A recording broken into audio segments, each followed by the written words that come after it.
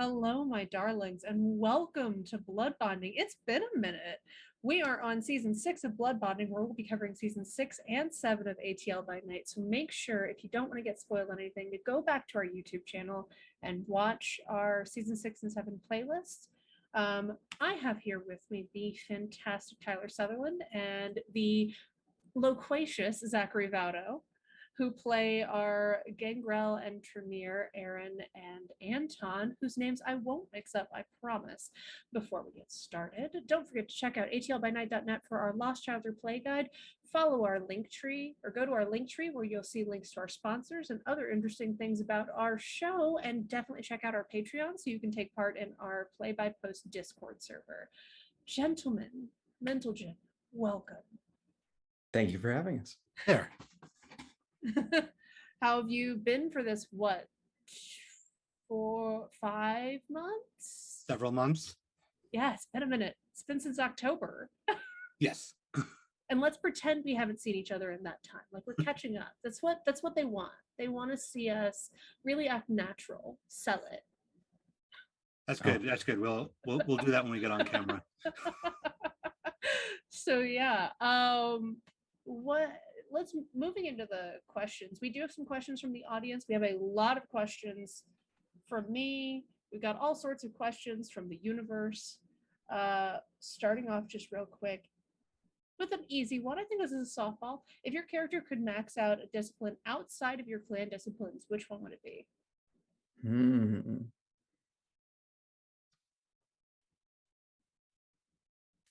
This is outside of our clan disciplines and not outside of disciplines that we already have, right? Correct. If my character could, it'd be Oblivion because he's halfway there already. Fair. It's catching up, so that's the quickest one. Second would be Protean because he has none of that, and it's just so interesting. It's so versatile. That's true. What about Aaron? What would he max out outside of? Is it animalism, protein, I would and potence? say celerity. Gotta go fast. Ooh. So being able to, even mechanically and story-wise, the times where Anton has been able to blink or zip through a horde of undead is really fascinating plot-wise. Gangrel go burr. Hey, Aaron, you want to trade? No, this is not a school lunch where I can give you my gummy bears for your Pop-Tarts. Gummy bears. It absolutely is. I will definitely not tell anyone in the local tower. Speaking of, this is the first time we've seen anarchs on the show. Do either of your characters have history with anarchs outside of what we've seen on the table? Nothing direct for Anton. Any history he has with anarchs would have been during Final Nights when it was pretty much everybody versus the Sabbat. So he has no strong opinion of the anarchs. He wasn't close to going anarch. He was close to going autarchus before the Final Nights happened. So he doesn't like bought into that mentality just yet, but he has an understanding of it. However, in this case of the current anarchs, as it was with the Sabbat, it's very much how you treat the city that he is in over your ideals. And the moment that they attacked Atlanta Vampire Central changed how he feels about them entirely. Aaron, this is his first exposure to proper anarchs. Maybe a few passings here and there, but nothing of mention worthwhile. Mm-hmm. So we had a couple of guest players on. We had Gordon, played by KP. We had Diesel, played by, remind me of the Gothsicles. There we go, Brian of the Gothsicles. And then we had the twins, who were played by Jess and Sam. And they were fantastic at the table. Amazing energy. I don't know. Aaron, did you get to play against them? I did. It was a lot of behind the scenes and off camera, a lot of positivity, a lot of everybody was really helping each other for either newer players to the system or just new to those kinds of characters and disciplines. They were really nice. They were all really nice people. I feel like that's trite, but like they were. Honestly, it's important. It's important when you're bringing in like guest people when you have a pretty established group, to point out like, hey, they're really great people just to hang out with as well as play with. Exactly. Yeah. Has seeing Gordon, Diesel, and the twins sort of changed how you feel about kindred society at all? I would say not changed for the direction, more like changed in magnitude. And that Aaron is probably more Camarilla now than he was Anarch. Interesting. Definitely hasn't changed really for Anton. Like I said, the experience that he had was them destroying a building in Atlanta and then finding out that they destroyed a more important building in Atlanta. So nothing's changed. Fair enough. Speaking of the, big glowing explosive elephant in the room, both of your characters actually have a pretty deep connection to the school.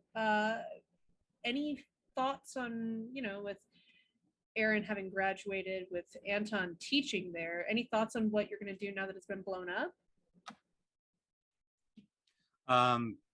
As far as what to do as a in terms like career wise, because Anton was a teacher, don't really know. Will probably still make himself available as a sort of like teacher mentor type person, because that's something that he does. That's very innate to Anton. When he lost that from Emory, he was very adrift for a while until he got this. So considering there's still plenty of people to teach, he will still be available to it. But in terms of a centralized location, don't really know what the plan is by the court or by Olivia to replace that.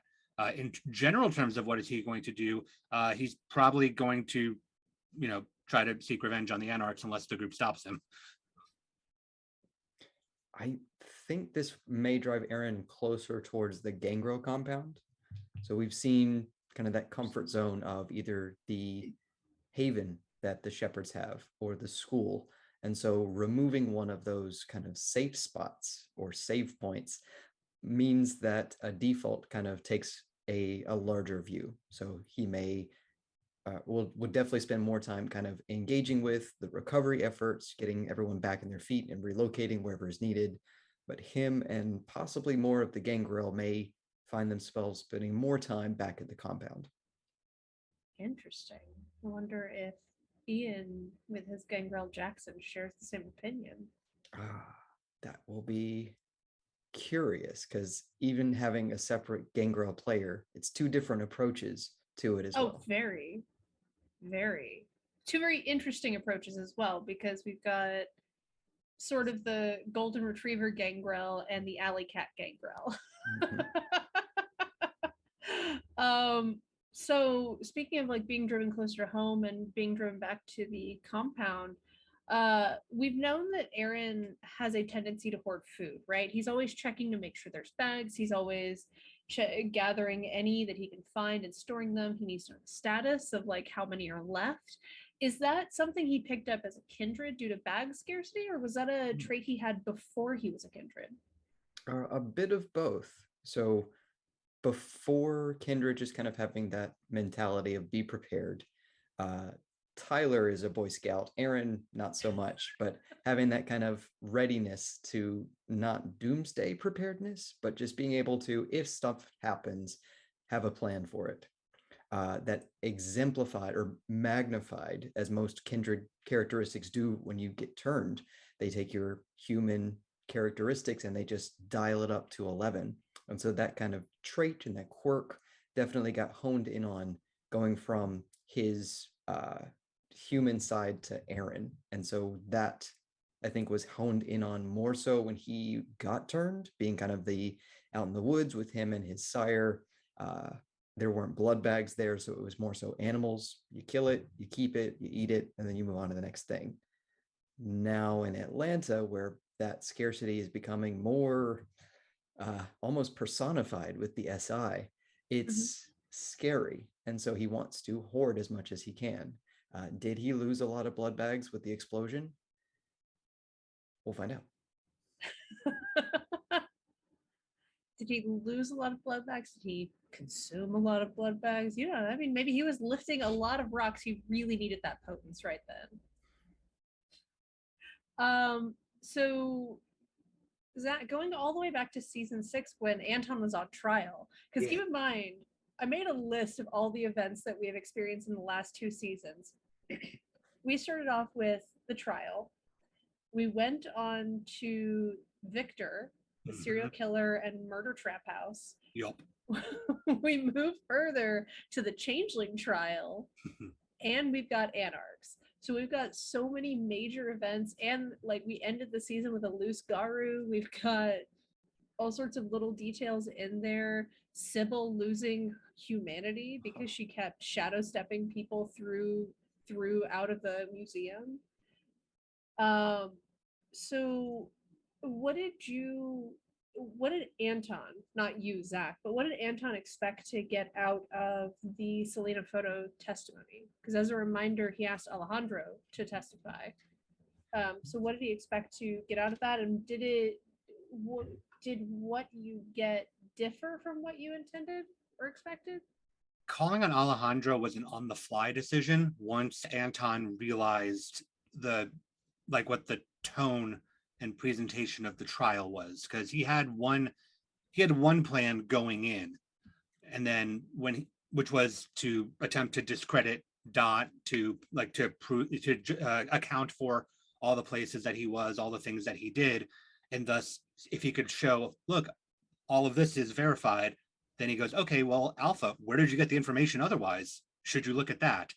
Once the trial kicked off and it was very much like show and not so much like law and order, Anton realized that there wasn't really any benefit to do that because ultimately it wasn't going to matter. So he changed gears to showing that the notion of him actively committing treason was ridiculous based off of personal testimony from everybody else, which is why he called Alejandro up, somebody who he had butted heads with and somebody who would give an honest opinion of him, even if it was detrimental, because he knew that he would give the true opinion, which is, you're reckless, but you're not traitorous. Got it. And so so there was a change of strategy? I know that there was... Oh, yeah. Originally, Melisande was supposed to represent Anton at the trial, and unfortunately, I think Brittany was not able to make it for that. Yeah. If I remember correctly, it's been a minute. No, yeah. Originally, that was supposed to happen, but that was still the direction that Anton was going to push, like in council with Melisande, was no, we're going to account for all the claims against me and prove the opposite of those. But then, yeah, total change of strategy once they realized that it wasn't really going to matter if I did that or not, because the presentation was very much, are you capable of treason, more so than did you actively do it? Sometimes that's the trial, yeah. I feel like there were so many things going on. There were so many pieces moving because you had Gertie, who was a newly introduced Hecate character. And you had Alpha actually acting in his role as Prince. Do you think that Anton learned any important lessons from that trial? Yes. And he's been doing it throughout ever since, which is he's learned the value of the paper trail, which is why he has gone sort of overboard in communication of, this is what I'm doing now. This is where we're going. This is who we're doing it to. What do you think of this? He's basically taking it of, okay, anything that happens now is on somebody's head and it's not mine, because accountability. So leading on from that, Aaron had to watch his friend and ally go through this trial. Do you think Aaron learned any important lessons from seeing Anton's trial?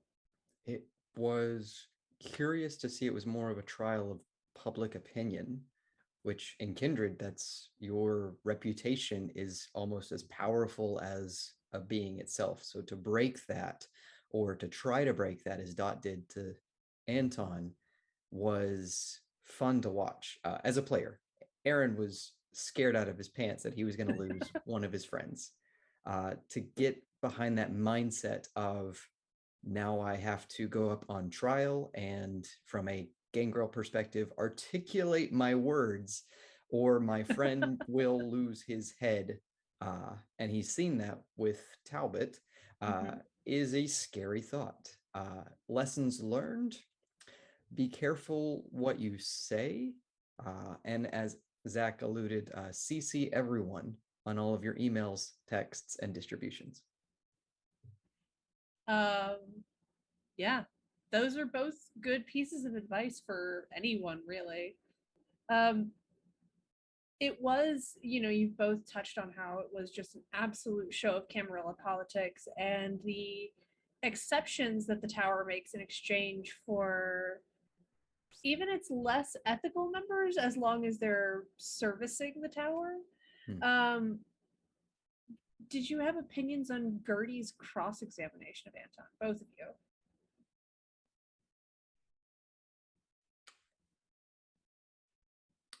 Aaron, it started out as a bit of he just doesn't like birds. Somewhere along the way for season 2, I think I started that, and it's just grown ever since. Reasons behind that more than likely was just he doesn't have any dots in animalism. He's got like 1, maybe 2 dots in animal handling. And so as a gangrel, he's not a animal type person. That kind of beast is more internal than being able to communicate Nosferatu style. And so birds just kind of honed in on something that's unnatural because it flies instead of runs. Well, yeah, the birds were made by the bourgeoisie. Exactly. And so to see and to be flustered, which played well with the storyteller moving in the line of like, this bird just called you out in front of the trial. And then to be clued in on later on that more than likely it was Gertie, was a fun way to play out different characters, different clans, and different scenarios. Did I like it? Yes. Did I enjoy it? I was sweating in my seat. It was the cross-examination that changed Anton's direction, because like just hearing the questions that she was asking, and then you could see like Anton's just incredulity and just like desire to raise his hand and go, what the hell is going on with this? Why is this? That really just was the cluing in for him. So I really appreciated it for showing me as a player and as a character how I need to change things up so I don't wind up in a worse outcome. Did her cross-examination or the trial in general change how either of your characters viewed the local Camarilla court? Not really. If anything, actually, the notion of the trial sort of cemented for Anton why he voted for Alpha in the first place, because the normal outcome for this sort of thing is instantaneous and much worse. And Alpha's willingness to hold a public trial and the way that he acted in the trial and like received information and whatnot, it just sort of cemented like, okay, I do support what he's doing. He's doing exactly the sort of thing that I thought he was going to do for the city, even if it was me at the other end of it. Is it really a public trial if you wipe all the attendees' brains, though? It was public up until that point. Tyler? I liked to see the different iterations of the non-kindred society. So we had a few Garu in attendance and how they viewed things, either as just, this is just a show, or I think that was more Hex's boo kind of going along with that. Whereas Mooney was more tuned in on like, this is bad. This is really bad. Seeing those two different those two polars was intriguing. As far as kindred society, it expanded his view on how Alpha sees things rather than just like, this is the way, I'm doing it, we're done, moving on. Seeing him be able to explore, try new things, receive feedback, and incorporate it as a prince is startling, especially a Camarilla prince.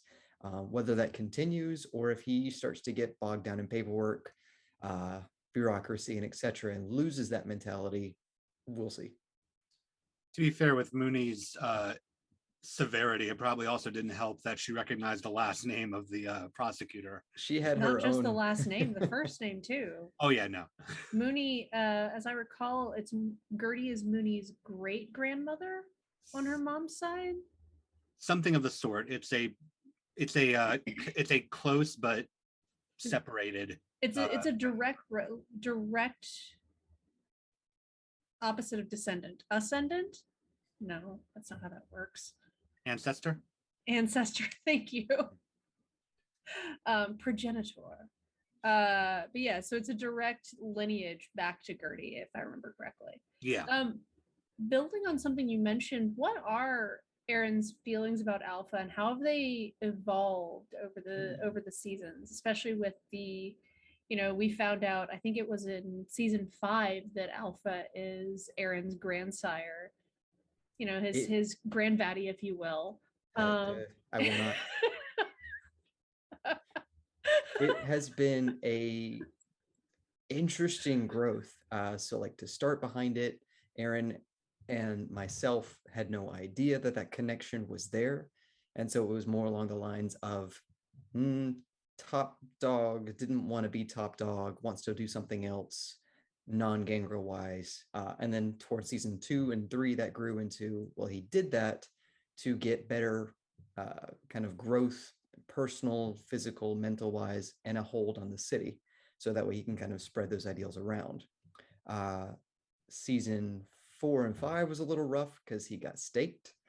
Aaron got staked and got kind of incapacitated for quite a while. Season 6 kind of roller coaster rose back up again because he saw that kind of reformity and open-mindedness. Season 7 has taken a turn, especially towards the end, where Aaron doesn't know this, and so I have to figure out a way not to metagame it. But with the clue in of Alpha working with Gordon, whenever that becomes revealed, that's going to likely spur some antagonism with Aaron, since that to him would tick off that Alpha is kind of meddling or playing too many pieces on the board instead of just clearing it. If you have the SI, if you have the Anarchs, if you have the Sabbat, and you're trying to do this super 4D chess Camarilla combating everyone against him, which is what Kindred should do. But a Gangrel mindset for Aaron would say, no, you've got a baddie, just wipe it out, clear it out, and then move on, rather than trying to play things against it. So that isn't something that Aaron can react to yet. It's something that when it becomes available, I'll do my best not to, again, metagame, but bring that in more naturally. Very good.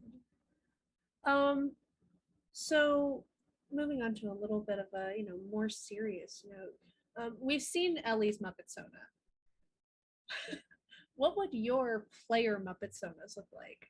Because we've already had described what your Muppet Sonas would look like for your characters. I do not remember the exact descriptions. They are somewhere in that episode. I recall very vividly a yellow feather kind of tuft on top of Aaron. That to me recalled not so much blonde hair, but more so Monster Hunter, where you farm monsters and make armor out of them. Okay. And so the Big Bird armor was something that he took as a trophy, I'm sure, to kind of personify that as the puppet. As a player, I'm thinking back to the Community Muppets episode, where they had some realistically and lifelike puppets. Not so much that they looked like molded clay, but that they looked like the actors. That, I think, without getting too technical, would be probably something similar. Blonde hair, big smile, and that would probably be me.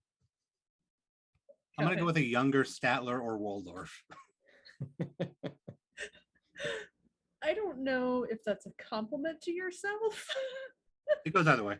It's hey, so does Statler and Waldorf, probably. Not canon. Sesame Street, don't sue us.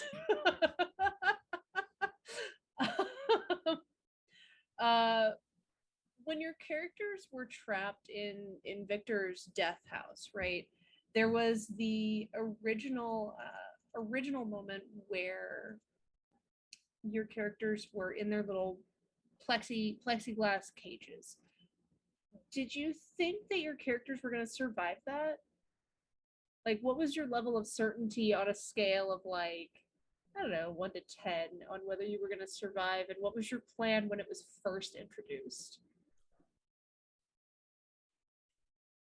Anton felt like he was going to survive, just because it's sort of the same mentality is taken to multiple circumstances, which is, I'd be dead already if you wanted me dead. What are we doing here? There's something more here, because it's so easy for people to just kill each other in this universe. So he felt pretty confident he was going to survive. What he was going to do or how he was going to come out the other side, not so much. And then, of course, by the time they got into the other room and he discovered that even with one of his most powerful rituals, he couldn't get through the metal bars, he realized that he had underestimated this guy. Aaron was concerned that he would make it out, but that he might hurt someone or someone else in the party or coterie would not make it out, either because he wasn't smart enough to figure out a trap or his beast took over. At that point, he hadn't gone feral in years. That was something that, looking back, I wish I could have role played better, just to kind of bring that into the tension, the drama, but it was a fun scene. I feel like we were tense. Don't worry. Okay. So long as because Aaron reached hunger 5, didn't he? Or did he? Mhm. Yeah, like he didn't go feral, but kind of getting that itching, that clawing was definitely present. If he'd failed one rouse check, he would have frenzied. Yep. Seeing Elijah kind of beaten, battered, and torn was heartbreaking. A friend Did you from know the there's school. a thing called a fury frenzy? It was kind of a combo there, right? So it was a deadly situation all around. I'm glad everyone made it out. Not so much lived through it, because there were some pieces of us left behind. Some characters definitely, like Sybil, took some mental and physical damage to get through that as well. More than a little bit, yeah. It's when your character saw Sybil back there, because I think Sybil was also not in a good physical state when you got back there. When you saw Sybil and Elijah back there, what was your immediate instinct? Like, what did you just want to break down the walls? Did you want to help them feel better? Like, what was your first step? Anton certainly tried to break down the walls, but it just wasn't going to happen because of whatever science was at play. With Elijah, I think with Elijah at that point, he had expected it, given the whole like detective arc that we had in the middle there. Getting to Sybil and getting her out. Like Anton was very like set on doing that, for like safety of the group / city, because he knew that Alejandro was going to lose his shit no matter what, and also just because, being a younger kindred, much like Aaron, Anton has immediately taken that mentor mindset towards Sybil, which has gotten to play out a little bit more in subsequent seasons, and also a little bit in the Play by Post server. Back our Patreon to get access to them. Yeah, because who wants to see? I will say, there is a not small part of me. I don't want Sarah to lose her character, right? I'm going to go ahead and put this caveat there. But who doesn't want to see Alejandro get mad just a little bit? Just a little bit, as a treat. There's plenty of other ways to make him mad now.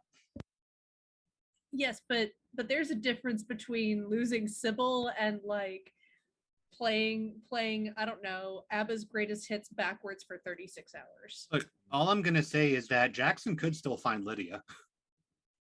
That's true. I don't know. This is an Emily opinion, not necessarily one that I know from story. I don't know if Alejandro is as protective of Lydia as he is of Sybil, because Lydia has proven that she can very much take care of herself. Yes, but that's why, so to me, it begs the question of what happens when she can't, which I guess will be to be determined. I'm more interested to see what happens if she's presented with a brain breaking situation again and see where it goes. Because she's been brainwashed, right? Like we all know she went in the naughty chair, the same one that we saw Pippa go into. That's a great question that I had forgotten to write down. So we now know about the presence canonically of a Vasanta Senna chair in town. Um, do either of your characters have knowledge of that in character or any thoughts, feelings, rage issues toward them? Anton has had some cursory knowledge of it. Like much of his knowledge about Malkavians, it's all like secondhand. So like he knew that like he knows that like some of them have abilities beyond other ones. I think I can't remember if it was in season or if it was in play by post with Sybil, but in one of those instances, Anton semi explained what happened. So he's got a bit of knowledge of it. I also pretty sure that he knew about the existence of the school's deprogramming. Ellie can correct me later if I'm wrong. I don't think it's not going to come up in plot now. The school's blown up, but I'm pretty sure that like he hadn't seen it, but he knew like there's a place that they go and there's too much of a problem, and then they come back not as much of a problem. They get all the bad taken out as Lydia so definitely explained. Sing Say chair, right? I think well, if Anton's knowledge of that is secondary, Aaron's is definitely tertiary. It's a news of news of news. Aaron hasn't had many good or bad interactions directly with Malkavians. I think it was fake Aaron that met with Coda, and real Aaron actually hasn't met with Coda yet. So got his mind probed by Coda. Right, that was not fun. Mind his hive mind, his bugs. Right? They tuned into the bug frequency, bug FM. I think Aaron did meet Georgina though. Yes, so he met when Anton and Aaron did their kind of buddy cop exploring adventures. Yeah. Met with Georgina. Also met with Georgina when she saved us at Dragon Con. So good adventures as well as probably those negative adventures of them just kind of poking and prodding, which is a shame because Malkavians are really interesting clans. For how the feel goes along with like the chair, more than likely is probably just something as far as like he knows that is a last resort, but it's not something that he probably directly knows about. It's just to what Zach said. People go in the basement if they're really bad, and then a few weeks later they come back maybe a little hazy, but not as bad. Got it. What else do we have? Among other things we've seen in past 2 seasons, we got glimpses of a fairy court when Hex sacrificed herself to try and save Dot. Any thoughts or hopes about what Hex might come back as? Hopefully just soon. That's true. We do want to see her back at the table ASAP. Yeah, honestly, that's mostly where I am at this point because Anton and I feel like Hex is in that like I need to take a minute space, but I don't think there's going to be a lot of, or Anton doesn't think that there's going to be like a major break over this because we'd already had to reveal to Hex about like other stuff involving Dot, and she was slowly starting to grasp that. So I feel like it wasn't as hard of a break as if she still fully believed in the perfection of her sire. That is entirely up to Renee and her direction though, so no idea, but that's Anton's current expectation. We'll see if it plays out. Are there... sorry, go ahead. Just imagining the scene of Hex returning is we fade in as just Hex. Right. We no Alethea. Are at a stoplight. There's a motorcycle revving and a bottle of Coke just gets smashed on the ground as she steps off of the motorbike and unloads a bandolier of shrunken fairy heads, and just the camera pulls into her and she says, "I'm back." That would be amazing. hexadecimal fairy hunter. You heard it Yes. here first, folks. If it happens, It might be a little scary for us to accept Hex back into the coterie with that giant honestly, target. I think that would cause war. I think that would be directly into a war crime. Yes. After the whole, we have to rework this contract thing. Yeah, that sort of supersedes the agreement. Which sort of brings up a follow-up question. Are there any specific changeling stories you are wanting to play in or see happen on ATL by Night?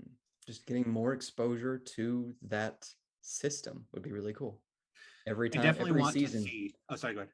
every season I pick up something new about Kindred Society, about werewolves, about changeling. I wouldn't be well. There's Wraith. There's a little bit of Mummy that I've overheard Zach talking I don't about. think Mummy has been adapted for fifth version, but yeah, there was. It's like Mummy, Demon, Wraith, Changeling, There's Orpheus Kindred, still. Garu. Which Orpheus is just Mage, obviously. Yeah. I don't even know what Orpheus is at that point. Is that just bards? Orpheus, yeah. In terms of like the D&D translator, well, no, Orpheus in mythology was a bard. Oh, sorry. I thought you were talking about the old Mortals Guide thing that I think is still in progress. No, Orpheus is Orpheus is sort of the half dead, the ghost talkers of the World of Darkness universe. It's rather interesting. Oh, that John Edwards guy. Yeah. Right? The one that was on sci-fi. It's a little bit. Or a little bit that, a little bit Dead Zone. What was that TV show with Jennifer Love Hewitt? I think that was Jennifer Love Hewitt where she plays a medium. I don't know that one. It's just a Google away. I think it's the one where she plays a medium and the plot goes off the rails almost immediately. Okay. Any types of changeling you're particularly looking forward to? So I didn't hear the last part.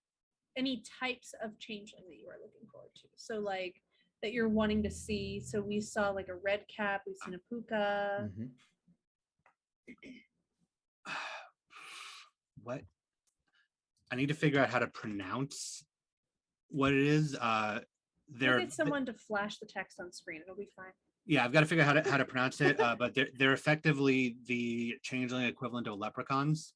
But they're more like the Mad Sweeney leprechauns, and I just find them fascinating. Oh, that's fun.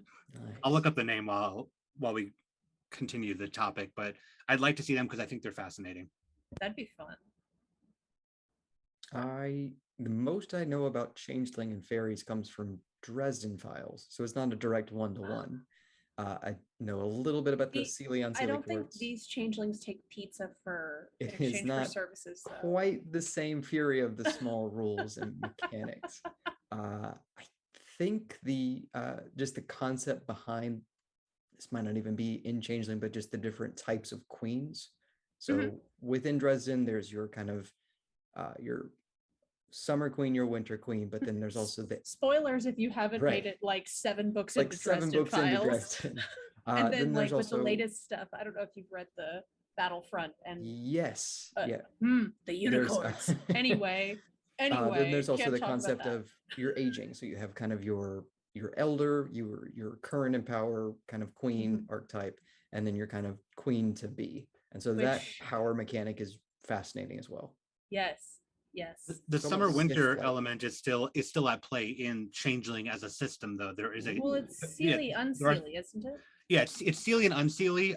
Seelie gets tagged with like the spring court, and then the unseelie get tagged with the autumn court or the summer winter court. So typically in like very established changeling communities, the courts will flip per season. So like the Duke that we met would not be overseeing in the opposite season that we're in, which I'm assuming that he's unseelie given the time frame that we're in, and also just sort of how he acts, but to be determined as well. But I don't know how the system is in Atlanta because everything functions differently here because of how hard Atlanta got hit with the everything. The Garu system is entirely different in Atlanta. So for all there's a lot of changeling, but for all I know, maybe the unseelie outnumber the seelie, and there aren't enough to push the swap. We will find out. Also, the name is Cluracan. I looked it up. Ooh. I've heard of that. They exist in actual mythology as well, but that's what they call like the leprechaun type creatures in Changeling. Got it. Okay, so it's sort of like how there's a couple changes between how mythologically, like I think there's like a difference between mythologically how red caps work and how they're used in Changeling. Yeah, same with Puka, and Yeah. same with Pisky, same with Knockers, but yeah, Cluracan is a minor adjustment. Like I said, they're not tiny. They act a little bit differently, but yeah. Fascinating. Coming back to more kindred stuff, because as fascinating as this is, we don't need to make this 2 hours of Changeling talk. That's another episode. That's look, one of these days. So we know what name Altami chose as an alternative to Thomasina. I don't think that Fomori Aaron ever told us his chosen name. Have you talked to Ellie about that, or have you chosen something for him? I have not.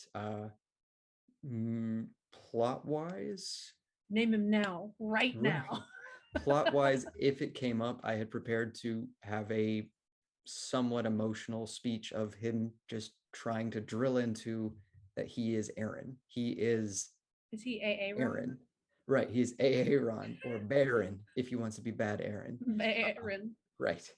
I think just that kind of mentality of if you're grown in a pod and told like visor blind and downloaded streams of here's everything in the world, by the way, your name is Aaron, that he would latch onto that as like, this is a truth that I know. I really like that because Altami went through that conversation with us as well, but she got kind of boxed into we have to call you something else, and you have the opportunity to pick your own identity now. So I like the notion that Fomori Aaron would be like, no, I'm Aaron. All I've known is Aaron. I'm Aaron. And as that a counterpoint. kind of goes to the differences between kind of the source points of Thomasina is an older and more mature, evolved kindred, whereas Aaron is much younger. And so that comparison of being able to grow and adapt to a different world for Altami's character, whereas Aaron is very fortunate to have Altami on a boat wherever they are, because he would not be doing well on his own. So it sounds like you haven't worked with Ellie on what they're actually doing. I know that I want to say in the season finale of season 7, we heard they were in Charleston. I have no machinations or backup plans. That character was relieved back to the storyteller upon real Aaron coming back to life. Got it. So, speaking of releasing characters back into the wild, we as an audience saw that Victor had been embraced and was no longer human and is now Hecata. Anton, however, hasn't been made aware of this. What do you think is going to happen when he finds out? Probably flip a shit a bit. Because, I mean, he wasn't particularly thrilled at feeling the attachment to Victor, so there'll be a bit of relief there, but by virtue of touchstone conviction, it's not going to sit so well. As a player, I have a plan, and something that sort of makes sense for Anton in character.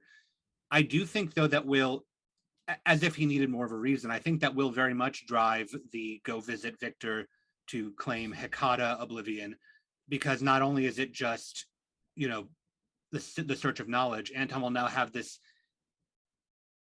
sort of irrational feeling of you took something from me, thus I want something back. Would he diablerize Victor as a way to almost take revenge on him getting embraced? No, despite what some viewers and some characters think, Anton has not diablerized and actually has very strong opinions about diablerizing. Sometimes you just get in the mood for snacks, right? Like, you get it. I will say here on Blood Bonding, like a power bar. I will say here on Blood Bonding for whoever is watching, the moment that Anton diablerizes somebody is the moment that the villain arc for him kicks off. Glasses come off. Yeah. So Ellie, write that down. We need to get him to diablerize. Oh, she's known. He is known. Uh, a lot of, yes. Sorry, I don't know if you heard the car horn on my side. Nope. A lot of quick decisions and hot emotions have passed between season 6 and 7, right? We've got 16 whole sessions that have happened in the last 6 months. What do you think has been your favorite moment of character growth for your PC during these 2 seasons?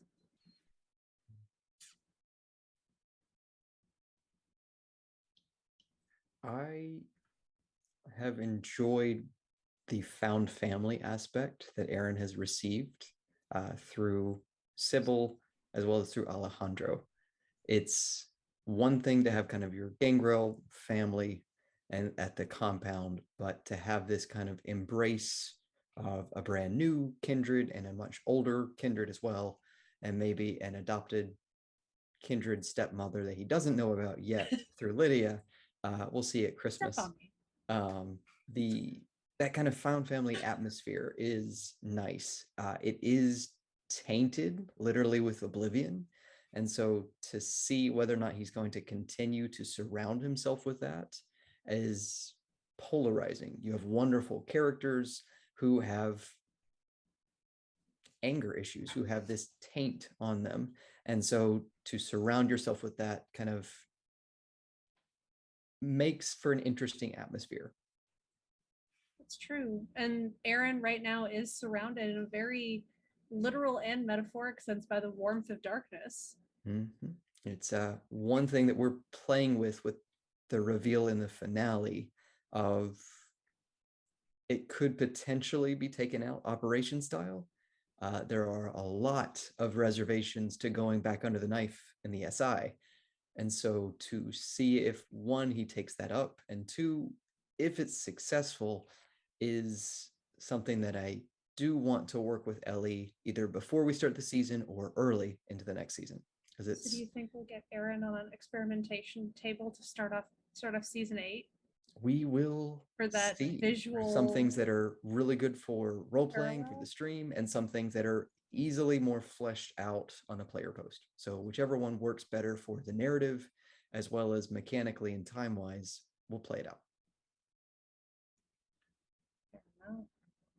Not so much of like a character growth as like thing for Anton, but I was just happy to be able to have the conversation with Pippa to finally sort of like flip the page for what was left of Anton's backstory with the Final Nights, the stuff that hadn't been spoken about, hadn't been revealed, and all the stuff that explains on the assumptions that get made. I was really grateful to be able to actually do that, and do that with somebody from the Sabbat formerly, just to really finally round out who Anton is and why he thinks and behaves the way that he does. Mm-hmm. And also, in a way, to have a foil to reflect off of. Absolutely. Don't take this the wrong way or take it the wrong way. I don't know. I don't control you. Anton could have become like Victor in a lot of ways. Could have and still could, depending on how things go. But that's true. Unless he's killed by unnatural means or sunlight, he's got plenty of time to become a villain and a serial killer. Yeah, absolutely. But yeah, like, a lot of different things could have happened. So yeah, being able off the bucket list. Being able to reflect on that was really good. I just got a question from Ellie in chat. How does Aaron feel about the offer for Josiah to undo the Oblivion taint on him? It is easily a complicated answer. He has gone through the traumatic kind of abduction and experimentation from the SI. As of now, he doesn't know about the offer. The player knows. And right. So having that kind of player mentality of it's not coming from the SI, it's coming from Thomasina's soon-to-be childer. And so that adds an extra layer of safety and comfort. It still comes temptingly dangerous, though. We'll see. I would like, I definitely want to move forward with it. It's just how we approach it will be something that dives into the character, both for Aaron and for Josiah, because you have Aaron who is hesitant about trying to do this, but wants that taint and oblivion gone. He keeps making the mistake of opening up Oblivion Sight and being horrified by what he sees. He's seen that kind of darker nature latch on to Sybil. He's seen it kind of come up against himself when he just blatantly said, you know what, just take an arm from Victor. It's fine. He'll live. That's true. That was. I don't think pure Gangrel Aaron would have done that. And so kind of embracing that more, not sinister, but just blunt fury of, look, this is in your way, do it. If you know he'll grow it back. Right. Just attach it with some Gorilla Glue. It'll be fine. Exactly. Inconvenience him for like a few weeks. And on the flip side, you have Josiah, who, if he does it as a human, would be one of his last act. Well, ghoul, technically. But if he does that, it's one of his last acts. But whereas if he tries to do it as a kindred, may have his own foil opportunities of, is this something I want to become? Is this something that I want to save as an option for me? If I experiment with too many bloods, I always have the SI to help kind of strip out some of that nastiness. It's curious. Like it's a detox. It's an interesting problem. I want to see how it unravels. It's an SI colonic. Like you said, Tyler, the player knows what the character doesn't. I'm actually really looking forward to what all of our reactions are going to be when we find out that Thomasina has stayed in connection and contact with this high up figure in the SI all the way to embrace more than that. Yeah. More than that, because she's getting ready to embrace him. But yeah, I mean, like, there's obviously justification and, you know, and good job in terms of embracing a top official in the Second Inquisition. But the notion of, you've been with him this entire time, I'm very curious to see how everybody's going to react and how that's going to play out. I love it. I think it's a awesome and really cool opportunity for Thomasina, as well as the player too, just to be able to kind of machinate and work around the seams of, we have this big SI problem. Well, we can't really get rid of it. What if we just puppet it? And I can puppet it directly or as close to directly as possible. So it's a really well done approach to a problem. I don't think anyone is going to like the reveal. So we'll see how it gets revealed, what setting, whether it's a reverse intervention where Thomasina gathers everybody in the common room and says, look, this is a safe place. By the way, this is my new kindred named Josiah. Yeah, Josie. I think it's very much going to be circumstantial. Josie. And like, yes, she'll call him Josie. I think it's going to be very much circumstantial for Anton, at least, like where he is mindset wise, what he is currently in the middle of. It could range from like not taking it well at all to a very minor irritation, but he's more focused on other things and thinking more strategically. So yeah, like Tyler said, we'll see. It's also funny because ever since the statement about like you're not sure you would take the treatment from the SI, my brain's just been playing that scene from Helm's Deep and Lord of the Rings where it's like, I never thought I'd die in battle next to a dwarf. What about next to a friend? What about side by side by the SI? Right. Never thought I'd fight side by side with the SI. What about next to a child?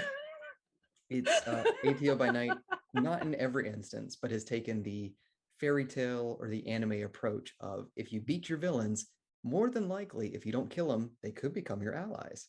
And so slowly but surely, whether it's Mooney, somewhat Victor, at least he's not a direct antagonist now. So it's not always good to just straight up kill your villains, because those are interesting characters and they still play in that world. Which brings up another interesting question. So Cirrus, right? Cirrus is an ally, but not always a friend.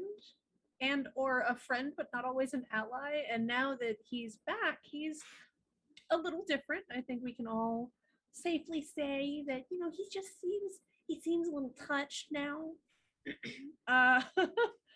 Does your character have any thoughts on this new Cirrus who makes jokes and has an imaginary friend named Katie? For Anton, like I said, Anton has very strong opinions about Diablerie. This is a new outcome of diablerie for him. He's used to seeing it make somebody worse in terms of like mentally, personality. This is the first time that he's seen it kind of go the opposite direction. It's like, you're now more personable and weird. I'm curious. I'll go the opposite direction. Concerned. He is a force to be reckoned with, and now he has a much more active imagination. That is a whole sentence right there. I feel like we could just spend time unpacking that. Actually, I do feel like there's a little bit of concern, but that's out of character concern, because I'm remembering back to when he was posted up as a sniper while we were fighting the anarchs down below, and he was just sort of asking Katie, which one should I shoot? Right. And just sort of leaving the determination of, do I shoot my allies or do I shoot the anarchs, up to an imaginary Malkavian. Mm-hmm. Well, it's not an imaginary Malkavian. It's a maybe it's interstitial Malkavian. That's my new band name. It's to be it's to be determined. Like, is it actually her soul, or is it the beast imprinting her soul onto it? I feel like that gets into like liturgical discussions of like personhood and oneness of kindred, and whether or not the beast is a separate entity versus a part of something, and whether that it's a very interesting discussion. Perhaps it would make a great blog post. Right, because like I know how long it takes for a vampire soul to become a wraith once they die, but how long do you survive in somebody else's body after diablerie? I don't know the answer to that. Well, and is it even you in the first place? Do you survive? Like you mentioned, an imprint. It could be that stamp of her brain just gets, it's got a little, like, it's like when you get the passport stamps. It's like a little passport stamp of diablerie. Here's Katie's stamp. But then, like you said, we do wind up in like sort of the ship of Theseus argument of what makes a person. Like, is that enough to be like, that's her, it's still her, she's in there? Yeah, exactly. I think back to is it the council? Yeah. Yes. It's kind of who lies within which nesting egg, right? Does it a single bloodline of Malkavians? Oh, really fascinating concept that still gives me the heebie-jeebies. The council, honestly, one of the more fun things on the play-by-post server was when the council was in town and multiple mods had the council set up on our little NPC bot. And so we would just suddenly say something as the council in chat, and because it was multiple people playing the council, it was screen accurate in a lot of ways. The last 2 seasons, shepherds have encountered Fomori, followed a serial killer, been witness to a chain court, gone head-to-head with anarchs, and even resumed their duties of picking up lost childer. What is left to do in Atlanta for your characters? So much. Every episode we're shown a different facet of the city, from the kindred blends, from the Garu perspective, and it just gets bigger the more we keep adding to it. It's like a house. The more you fill it with furniture, the bigger it feels. And so, a wish list. Right. There's nothing in particular. There's not like, oh, I want to do a Christmas episode, or oh, I want to do we got to do a sing-along episode. There's no like meta. I found yours right here. I found Punchagaru. I found I'm not looking for like my on the 7th punch card I get a free sundae, because there's plenty of stories that we could tell. I think it's more along the lines of how do the characters evolve throughout it. Yeah. I'm a little sold on Tyler's Buffy musical episode idea, though. This is where I will push back. I would happily plan a musical episode. Tyler's Oblivion will break the mic. I am a horrid singer. It will turn off. The shower turns off when I try to sing. So it is not a pleasant experience. Jeez. One of these days, we're going to get you singing karaoke. It's going to be great. And it will be the last day of your life, literally. I'm sorry. Actually, it will not end well. there's I think it's a Korean karaoke bar up in like Duluth that has the actual booths. Yeah. so that you don't even have to worry about what the general public is going to think, because we're all going to be singing and sounding terrible. That's Exactly. called peer And we're pressure. going to get and you to Mama sing. warned me about that. Look, if we embarrass ourselves first, it's only fair for you to embarrass yourself second. That's true. No, that's called a debt. That's how Vampire Society works. I'm thinking kindred and changeling, right? All right. As far as what's left, immediately for Anton, like he still has the rebuild Atlanta, protect the city thing. So the current situation with the Anarchs to resolve, and then this notion of all of the surrounding Camarilla representatives are going to come and party in Atlanta. That very much is on Anton's radar as, okay, we need to make sure Atlanta survives this. Beyond that, that is a very good question, and one that Anton's probably just sort of generally pondering as well, of once you do rebuild Atlanta and set it free on its own, what do you do as a survivor of this war whose sole goal was to make it better again? What do you do as a war survivor? What do you do as a war survivor? So we do have a few questions from viewers that I haven't gotten to yet, and I feel like these are going to be quicker ones, probably. What would your character's D&D class be? I think before we've answered like a party of paladins. I don't think that for Aaron would have changed. Probably Paladin Sorcerer, I guess. Palsark is an interesting multi-class. If your character were to join one of the known kindred cults, so like Bahari or Setites or something, which one do you think your character would choose? The player isn't aware of them as much enough to make an informed decision, so I will plead the fifth. Got it. So you'll come back around to that. I will join a cult later. Oh, Zach, you're muted. Thanks. I'm not 100% either. I feel like, Anton stole stuff from the Church of Cain cult to be able to do some of what he did, but he doesn't buy into it, which is why he's not fully versed in all of it. Maybe Cult of Shalom? Okay. Maybe. I'm not really sure, because he hasn't been so great on the follower thing in his history. So really hard to say. That's fair. I could see an argument for a couple of different cults for either one of your characters. Do you feel like your character would or could achieve Golconda eventually? And if so, why? The why is the more interesting part of that question. No. And because his curiosity is too deep for all the things that Kindredhood holds. I feel like that's going to wind up keeping him from any concept of that for quite some time. I'll say the opposite. That was something I explored early in the seasons, as far as like backstory and reasoning behind playing the character, and even more so now with Aaron wanting to give up that power of oblivion. You don't have many kindred that do that. It's not to say that everyone says, powers and blood, I've got to have them all so you can have the Infinity Gauntlet. It's more along the lines of how do you, no judgment. It's how do you progress as a character? And I think Aaron has been more content with what he was.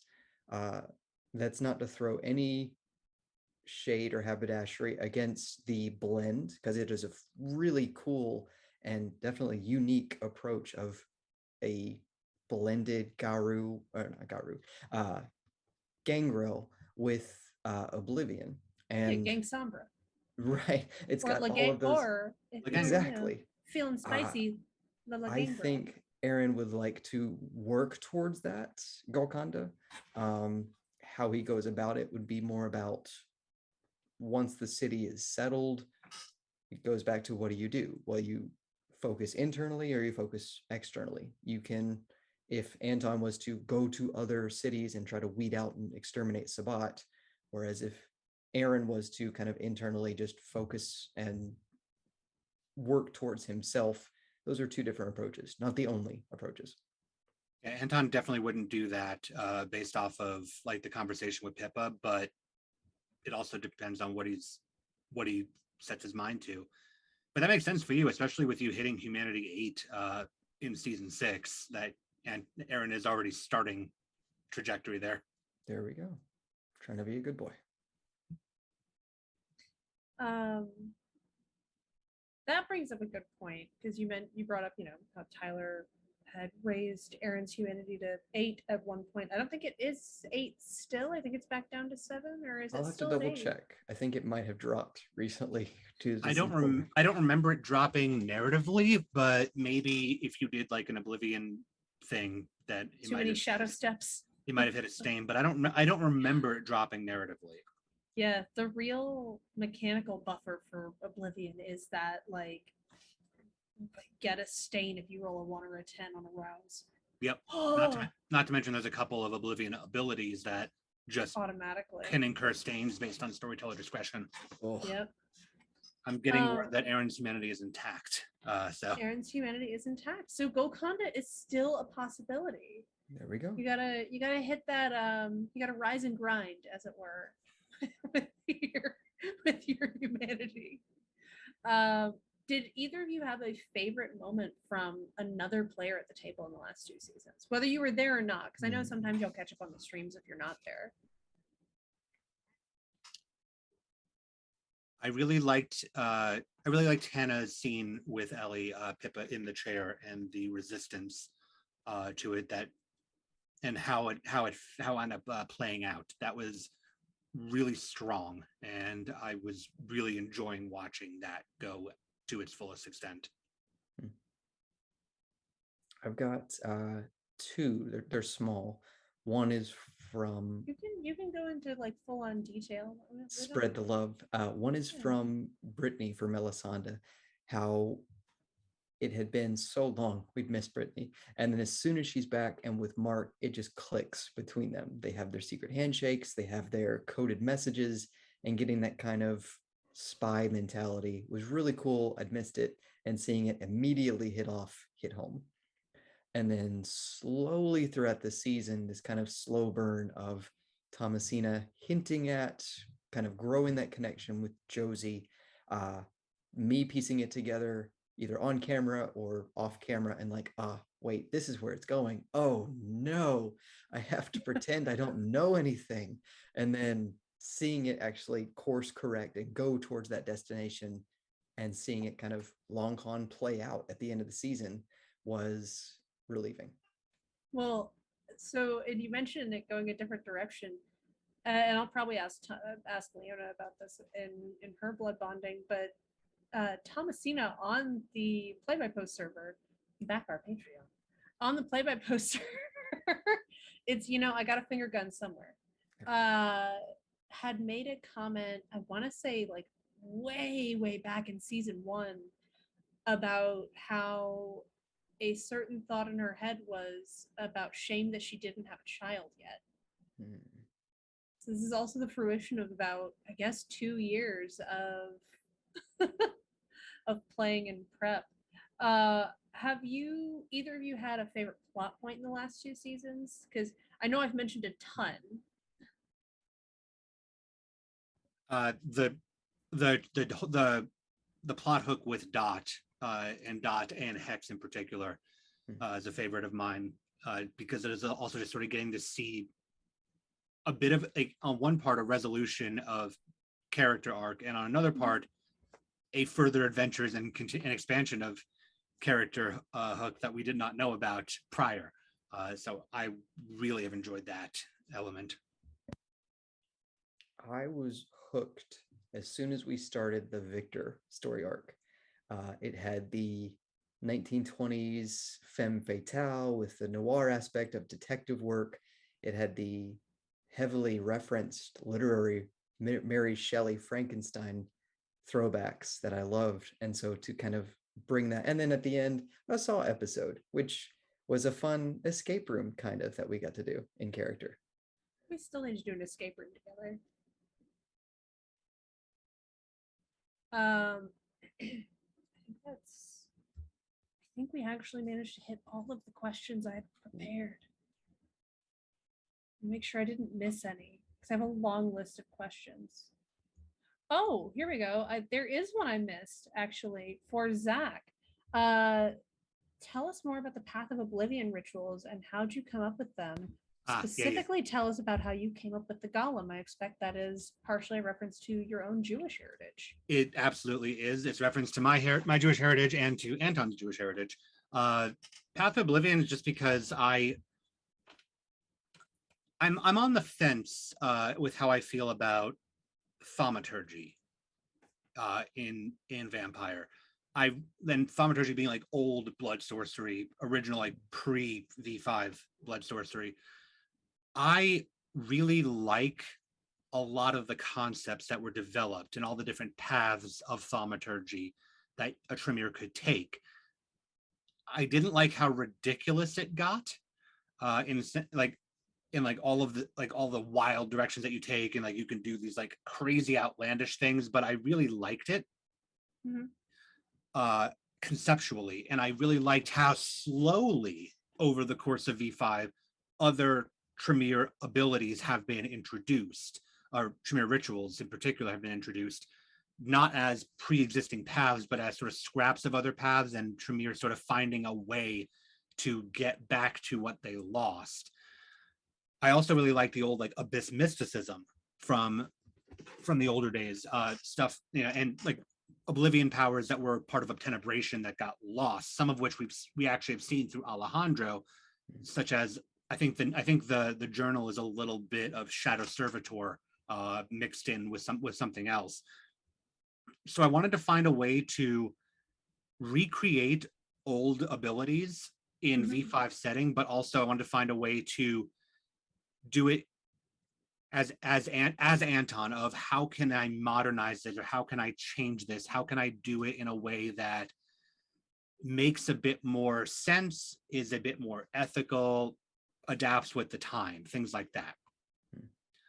So stuff like Shadow Snare is sort of Anton's answer to not having Arms of Ahriman. I cannot grab things, but I can create a spot that can grab you. Veil, like the Veiled in Darkness, I don't know if I've actually pulled that one out yet. I can't shadow step, but I can put something somewhere and then take it back. Shadow Protector, he already has Defy Bane, but the notion of being able to actually call upon Oblivion to protect yourself is an old abyss mysticism thing. And the Golem is actually Anton's thought process of how to ethically make a gargoyle as a Tremere. The gargoyle, for those of you that aren't aware, is a bloodline that was created by the Tremere doing some horrendous shit to Gangrel and Nosferatu and Smissy to make them just servitors. Oh, all our play-by-post players are well aware, because we made a reference to it in character at one point and then had to start talking about what gargoyles are. Yeah. So gargoyles turned out to be kind of a cool bloodline in their own right, but the way that they were made is terrible. And is part of the reason why other kindred... It's like how Uruk-hai are made. Yeah, and that's part of the reason why other kindred do not like the Tremere, as Anton referenced, sins of the father. Older Tremere did horrible things, and that feeling is passed down. So Anton's thought process is, how do you create the same concept of, something that can assist you, something that can help you, but how do you do it ethically? So it sort of pulls, it pulls that same concept, and also, unbeknownst to Anton, but knownst to the player, emulates one of the Hecata Oblivion abilities, where you can create an animated corpse to act out something. So he found a way to use Oblivion to temporarily create something that can help you. It doesn't have a sentience, it doesn't have a soul. it runs on Oblivion and Magic, and then it goes away. It has some fun drawbacks depending on how I roll, because I have to make a ritual roll to activate it, and then, as noted, I have to make a ritual roll to deactivate it. And I'll share it here because I don't even know if I ever will get a chance to pull the golem out again on anytime soon. If I have to make a ritual roll, and I have to meet, I think it is meet or exceed the ritual roll that I made to create it in the first place. So this is an instance where it does not behoove me to roll super high. How very interesting. I talked with Ellie and Ian about this, and I wanted to make something that was a drawback for the power rollers, especially because it's like a level 5 ability. And because Tremere, like, I'm playing a Tremere on another thing, and Tremere gets so many goddamn dice. They do, and that's the thing is, when you do the thing that you specialize in, you wind up getting a lot of dice, like in the same way that Toreador using presence. But Tremere even be like, admittedly, you know, Helena, the Venture we have on the server, has a 12 dice pool for certain things when she gets presence and dominate active. But like Tremere, even just your regular Tremere is gonna have a dice pool of like 8 going into blood sorcery if they've invested in blood sorcery. If they've really invested in it, it takes a bit. It takes a bit though, because you don't come in with like 3 dots, I think. From creation. I did, yes. I did because of how I did my point spend, and then taking the Osiris Predator type. Yeah. But yeah, we're just gonna have a mechanical discussion on Tremere now. but to go back a little bit, like I said, you get a whole lot of dice as a Tremere, especially at that level. So you have to meet or exceed the amount that you roll to create it. If you fail, then it doesn't do what it did in the show, which is dissolve back down to its base components. It solidifies, and it's just a statue wherever the hell you left it. That's kind of a cool failure, though. It is. There's a less cool failure, which is when you messy crit or bestial fail on that roll. Go on. It's the Sorcerer's Apprentice. Oh. It just keeps doing what you told it to do as literally as possible, no matter what gets in the way or what that entails. Including yourself. Including, you know, masquerade breaches, including other kindred, other people, all the way until that ends, until the ritual timeline ends, which I think is one night normal, 1 week on a crit. Ooh. That's a lot. So yeah, if you messy crit or bestial fail, it just goes. And I did find one other question that I had missed. What was your favorite horror reference in the Halloween arc? Pet Cemetery. Pet Cemetery? The fucking truck. I'm gonna stick with Frankenstein. I think that pretty well covers it. I feel like I have pumped y'all for information.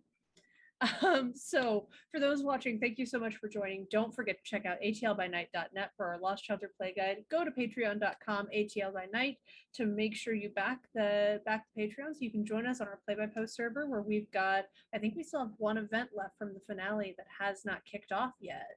So we have events coming up. If you join soon and come in with a character created so that we can improve it and get you playing. And make sure you check out all the links in our link tree in chat, where we've got links to our sponsors, which are Die Hard Dice, Veritas, and Veritas. There we go.